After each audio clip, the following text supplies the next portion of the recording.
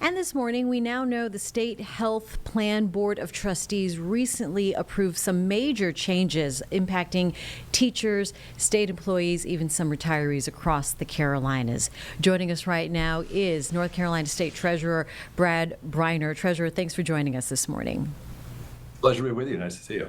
Nice to see you. I want to clear something up, maybe some confusion, because the 5% increase is of a member's current premium, not their salary, right? Correct.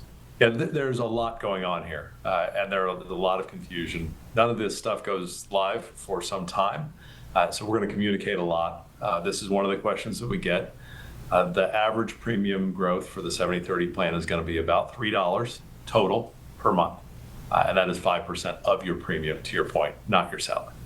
So what is the biggest misconception you would say that you're hearing from members of the Employees Association?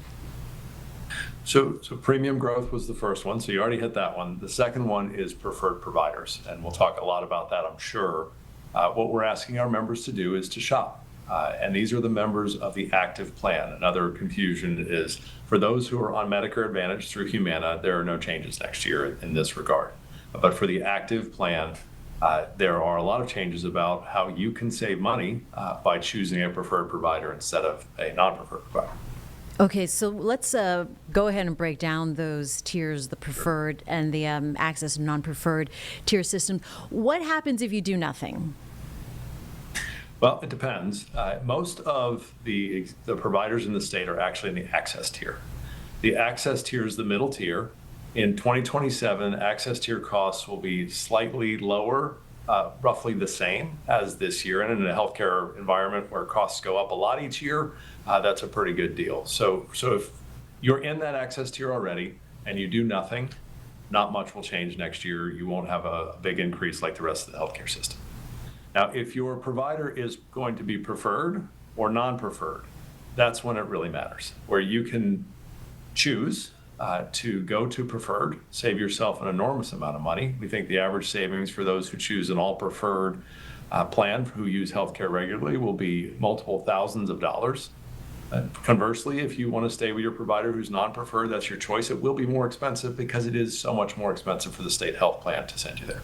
Yeah. I mean, your own survey found members, nearly half wanted, whether they rather have lower premiums or lower copays.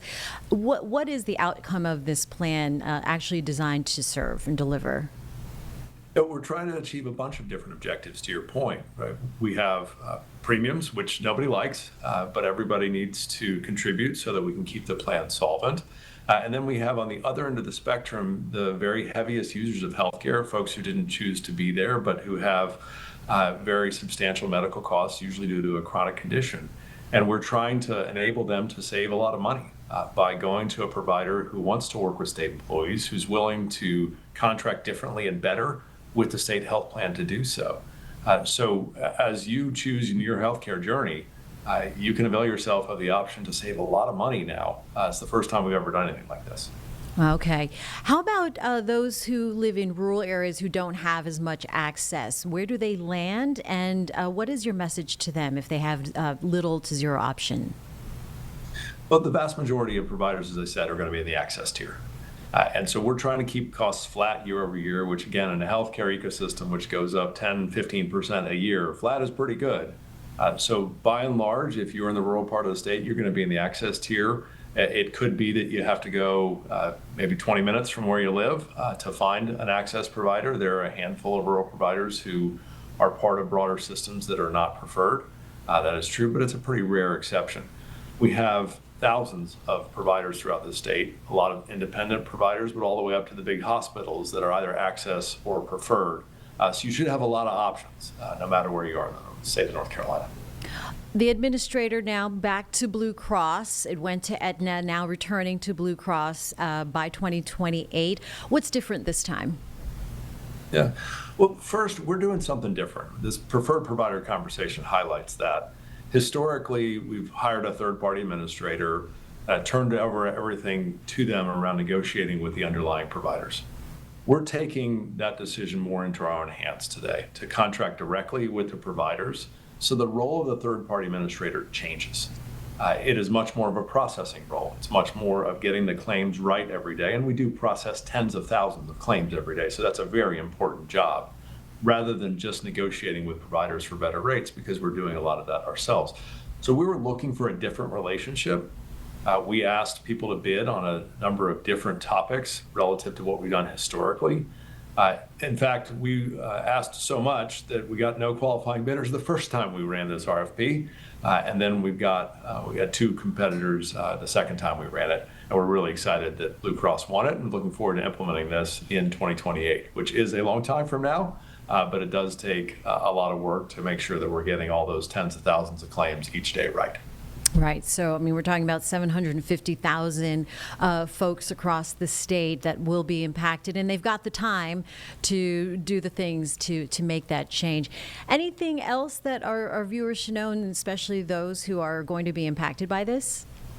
Yeah, there are a number of things where we're not asking people to shop. I mean, the basic premise is that in certain instances in healthcare, and there's more than you might think, you can shop for price and for value. There are areas when you should not shop, and we are not asking you to. The first and obvious one is if you're having an emergency, there is no such thing as a non-preferred provider. Go to the closest emergency room. We're going to take care of you, no problem.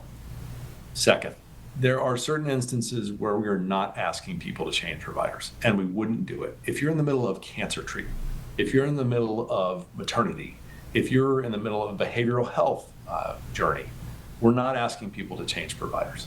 We want folks to stay with whom they are already getting care, and there's not going to be a preferred tier in those particular disciplines. So there's a lot of nuance here, but the message is, where it makes sense for people to shop based on quality and price, we want you to.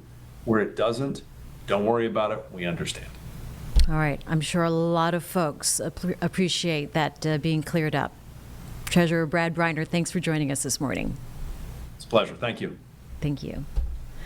And we'll be right back on Live Impact News.